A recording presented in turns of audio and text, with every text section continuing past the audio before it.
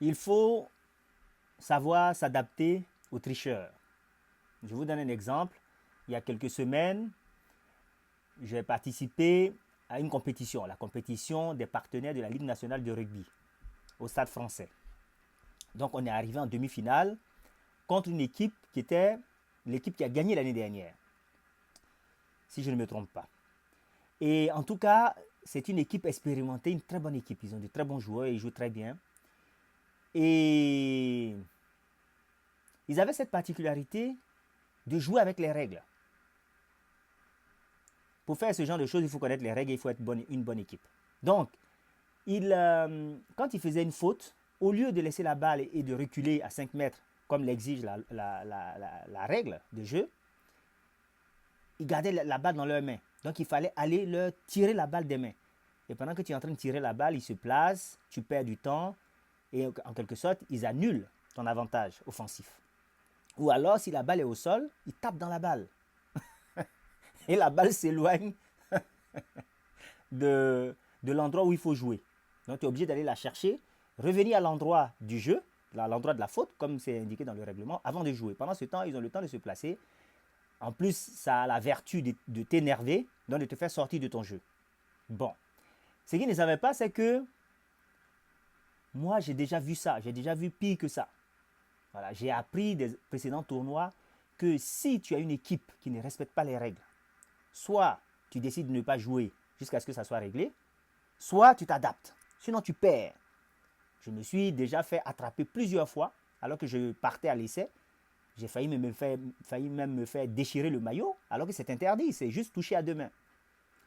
Et on a perdu parce que l'arbitre n'a pas été capable de siffler un essai de pénalité. En fait, généralement, ce genre d'anti-jeu se produit quand l'arbitre n'est pas confiant, quand il ne maîtrise pas vraiment les règles, quand c'est un arbitre qui est flottant, hésitant. Voilà. Donc, il joue un peu avec les hésitations de l'arbitre. Alors, on arrive à la dernière minute du jeu, disons même à la dernière action du jeu.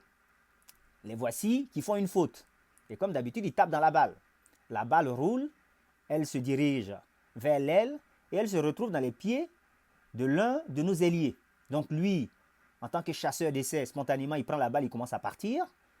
Pendant que ça discute, à un moment donné, il s'arrête parce qu'il voit que c'est la confusion, les gens se demandent ce qu'il faut faire et tout. Donc je vois qu'il veut revenir. Donc je me souviens de mes expériences passées. Je lui dis non, ne reviens pas. Continue ton chemin, continue de courir, va à l'essai. Donc il court, il s'arrête. Je dis non, tu vas à l'essai et après tu viens discuter. Évidemment, tout ça se passe en quelques secondes. Hein. C'est pas, voilà, ça se passe pas au ralenti. Ça se passe en quelques secondes. Donc il court, il va, il met l'essai et après il revient. Là où les gens sont encore en train de se demander ce qui va se passer. Il revient, l'arbitre siffle, essai, fin du match. Et on a gagné. Voilà. Ils ont été piégés par leur propre malice. S'il était allé, s'il avait pris la balle, il s'était arrêté et qu'il était allé voir l'arbitre, ben, l'arbitre allait dire, bon, ben, tu es là, donc c'est une faute, vous allez faire le jeu à l'endroit de la faute et on aurait perdu l'avantage parce que les autres se seraient placés. Alors que là, en mettant l'arbitre face au fait accompli, et en plus c'était à la fin du match, ben, on a gagné.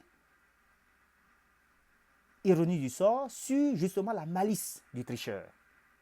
Voilà, c'est comme ça qu'on s'adapte aux tricheurs.